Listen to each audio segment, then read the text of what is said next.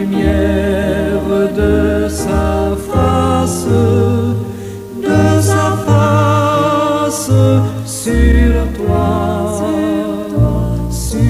toi, use de grâce envers toi et te donne la paix, et te donne la paix.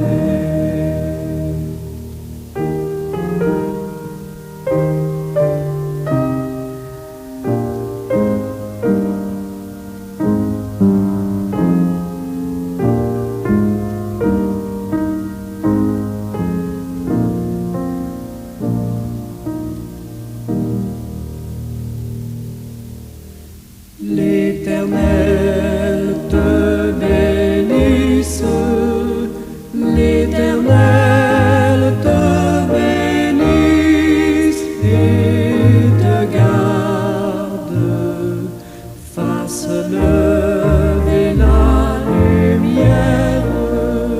la lumière de sa face sur toi,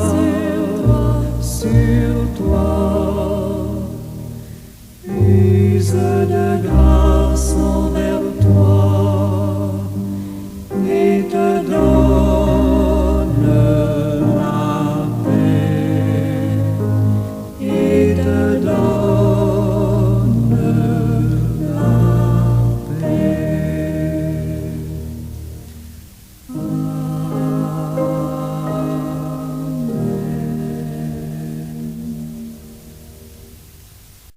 Et amis de partout, bon matin, bonjour, que la paix et la grâce de Dieu soient avec vous toutes et tous. J'avance tranquillement avec les grandes doctrines bibliques. J'entends aujourd'hui considérer le concept de repentance tel qu'il est présenté dans la Bible et compris dans la théologie chrétienne. J'examine les racines hébraïques et grecques du mot, son importance dans l'Ancien et le Nouveau Testament et son rôle essentiel dans le salut et la vie chrétienne. Je glisse également un mot sur les malentendus courants concernant la repentance et souligne son lien intrinsèque avec la foi et la transformation. Prions le Seigneur. Seigneur Dieu Tout-Puissant, nous venons devant toi avec des cœurs humbles et repentis. Nous reconnaissons nos faiblesses, nos erreurs et les péchés qui nous éloignent de ta lumière. Accorde-nous, ô Dieu, la grâce de réaliser la gravité de nos actes et la force de nous détourner du mal. Purifie nos cœurs par ton amour et ta miséricorde. Seigneur, nous te demandons pardon. Pardon pour chaque pensée, chaque parole ou geste posé, lesquels, Seigneur, auraient blessé nos proches ou contristé ton cœur. Remplis-nous de ton esprit pour nous aider à changer.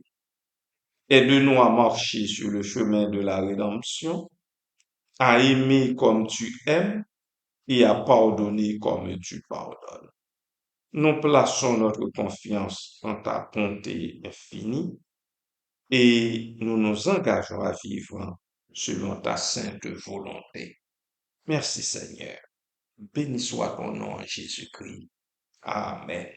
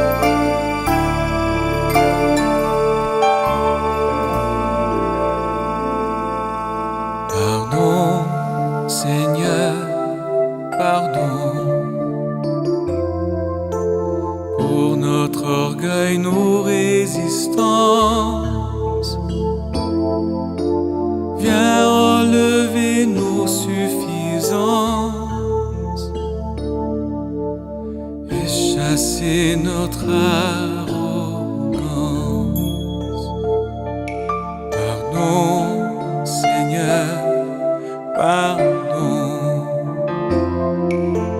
pour toutes nos pensées impures. Viens changer nos cœurs si durs, nos raisonnements obscurs. Oh, relève-nous, nous sommes tombés si bas. Oh, relève-nous, par ta grâce et ton pardon. Aie pitié de nous, nous nous humilions devant toi. Pardon, Seigneur, pardon pour tant de paroles mauvaises. Viens adoucir nos malheurs et que nos querelles s'arrêtent. Pardon, Seigneur, pardon de toujours garder rancune. Viens changer notre amertume, transformer notre attitude. Oh, relève-nous, nous sommes tombés si bas. Oh, relève-nous, par ta grâce et ton pardon. Aie pitié de nous, nous nous humilions devant toi. Oh, relève-nous, nous sommes tombés si bas. Oh, relève-nous, par ta grâce et ton pardon. Aie pitié de nous, nous nous humilions devant toi.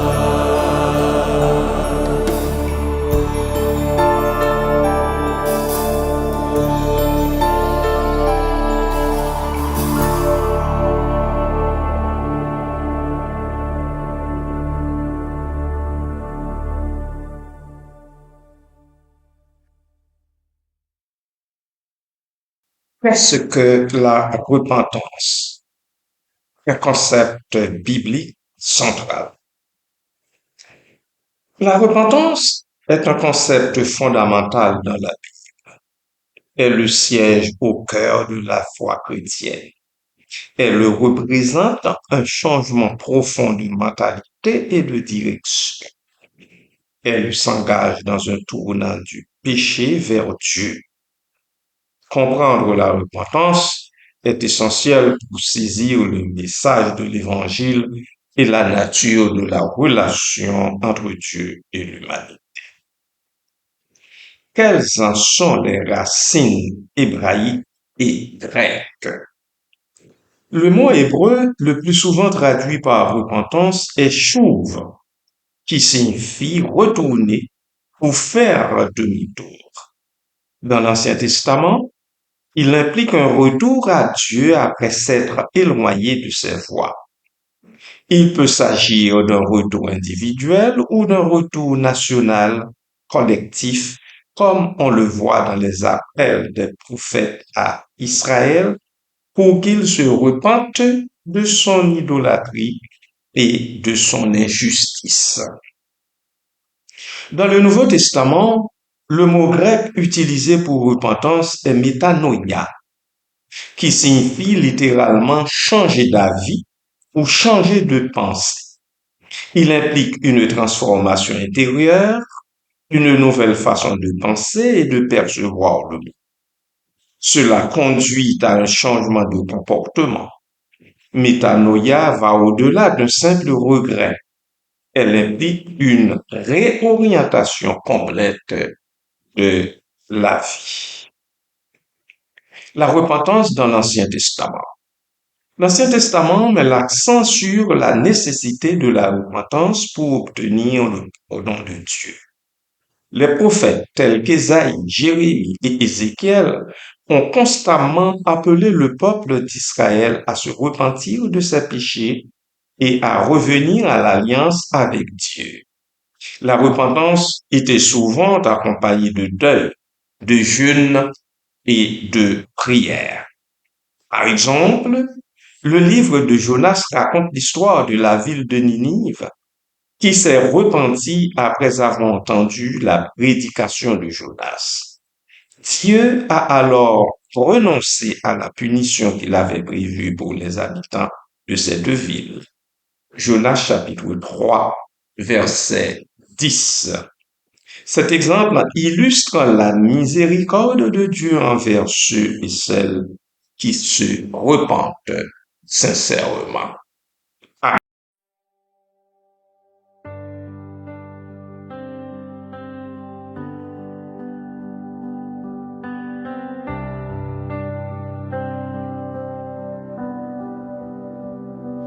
Pardonne-moi, Seigneur, mes pas perdus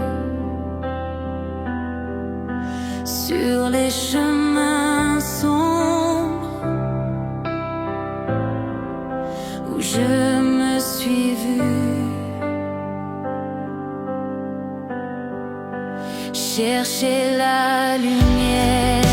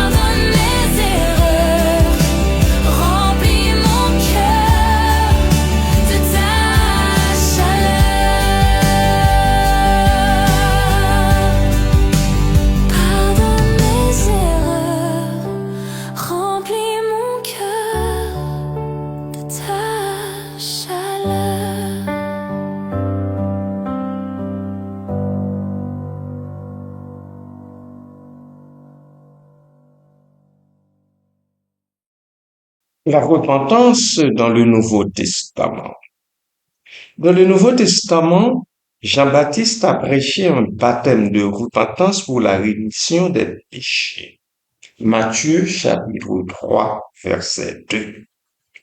Jésus lui-même a commencé son ministère terrestre en appelant les gens à se repentir et à croire à l'Évangile. Marc chapitre 1er, verset 15. Il a souligné que la repentance est essentielle pour entrer dans le royaume de Dieu. Les apôtres ont également mis l'accent sur la repentance dans leur prédication. Pierre, par exemple, a exhorté la foule à Jérusalem à se repentir et à se faire baptiser. Actes chapitre 2, verset 38. Paul a déclaré qu'il avait prêché la repentance envers Dieu et la foi en notre Seigneur Jésus-Christ. Actes chapitre 20, verset 21. La repentance et le salut. La repentance est intrinsèquement liée au salut. Elle est une condition préalable à la réception du pardon de Dieu et de la vie éternelle. La repentance n'est pas simplement un acte isolé, mais un processus continu de transformation qui dure toute la vie. La Bible enseigne que tous ont péché et sont privés de la gloire de Dieu. Romains chapitre 3, verset 23. La repentance est la réponse appropriée à cette réalité. Elle implique de reconnaître son péché, de le regretter sincèrement et de se détourner de lui pour se tourner vers Dieu. La repentance et la foi. La repentance et la foi sont deux faces d'une même médaille. Elles sont inséparables et se complètent mutuellement. La repentance conduit à la foi et la foi produit la repentance. On ne peut pas vraiment croire en Jésus-Christ sans se repentir de ses péchés. Et on ne peut pas se repentir sincèrement sans croire en Jésus-Christ comme Seigneur et Sauveur. La foi en Jésus-Christ est le fondement de la repentance. C'est par la foi que nous recevons la grâce de Dieu et la capacité de nous détourner du péché. La foi nous donne l'assurance du pardon et la force de vivre une vie qui plaît à Dieu. Amen.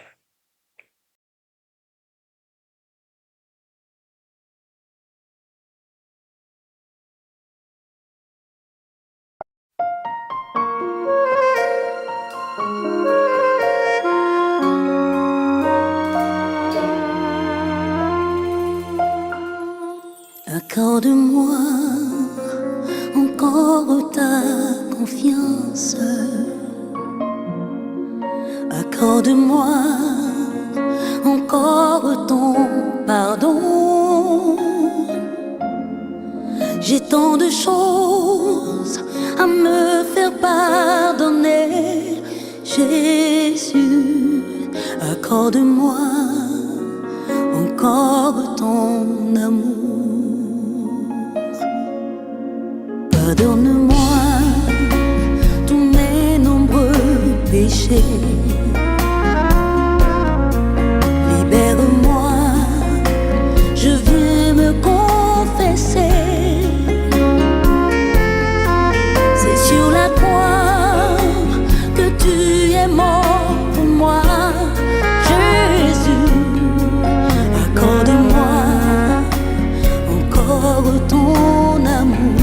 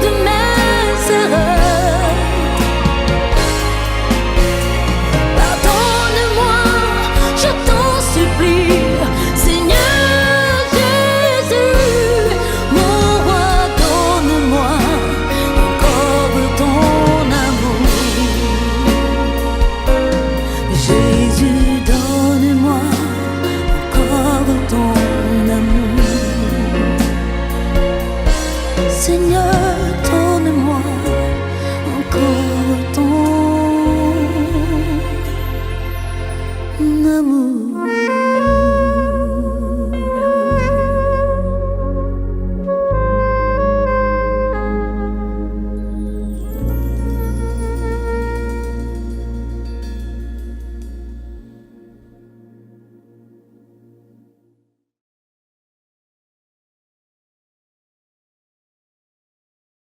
Les malentendus courants.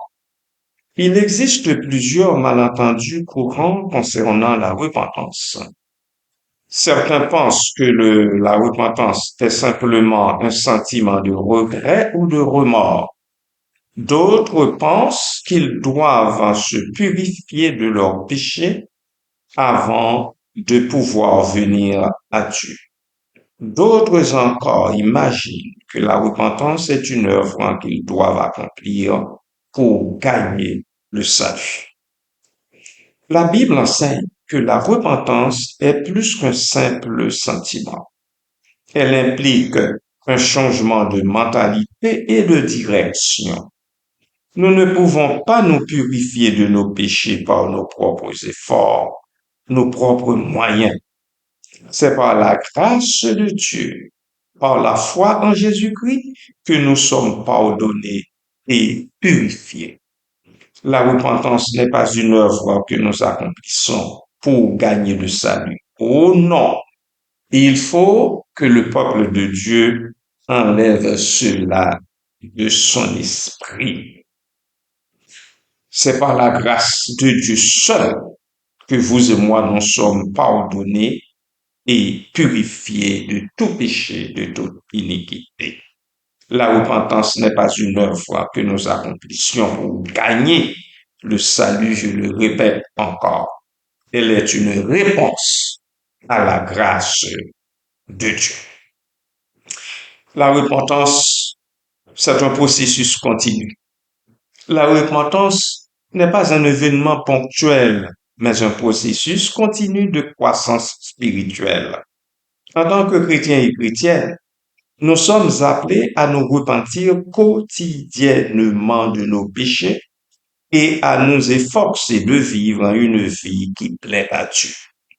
Cela implique de reconnaître nos péchés, de les confesser à Dieu, de lui demander pardon et de nous efforcer de ne plus les commettre. Cela implique également de nous soumettre à la direction du Saint-Esprit et de permettre à Dieu de transformer nos vies. La repentance, bien-aimée, est un concept essentiel dans la Bible et au cœur de la foi chrétienne. Elle représente un changement profond de mentalité et de direction, un tournant du péché vers Dieu. La repentance est intrinsèquement liée au salut et à la foi. Elle est un processus continu de transformation qui dure toute la vie. En nous repentant de nos péchés et de nos iniquités et en plaçant notre foi en Jésus-Christ, nous pouvons recevoir le pardon de Dieu et la vie éternelle. Amen. Amen.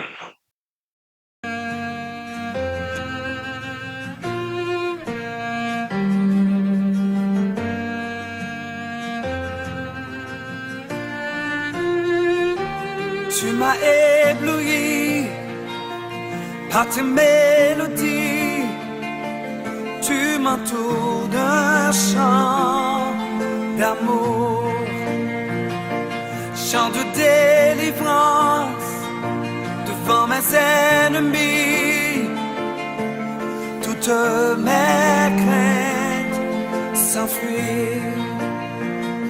Je ne suis plus esclave de la peur, je suis enfant de Dieu. Je ne suis plus esclave de la peur, je suis enfant de Dieu.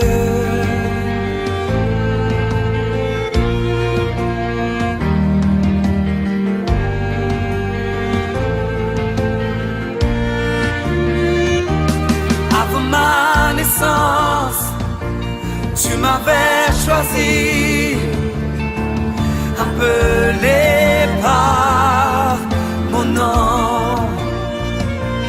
Tu m'as adopté, je suis de ta famille. Ton sang coule dans mes veines. Je ne suis plus esclave de la peur. Je suis enfant de Dieu. Je ne suis plus esclave de la peur. Je suis enfant de Dieu. Je ne suis plus esclave de la peur. Je suis enfant de Dieu. Je ne suis plus esclave de la peur. Je suis enfant de Dieu.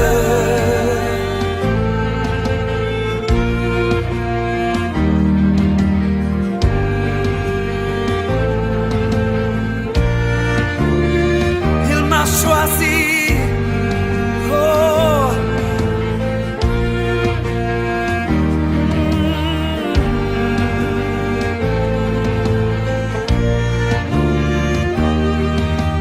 Oh, oh, oh,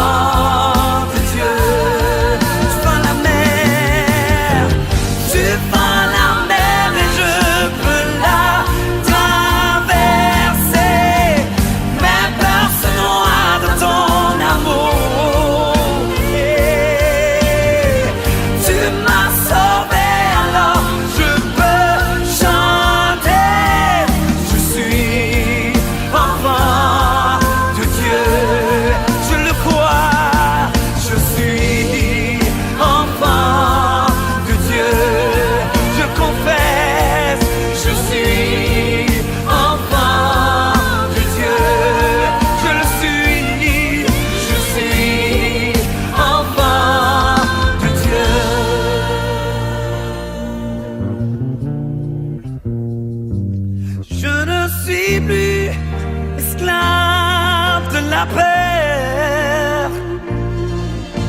Je suis enfant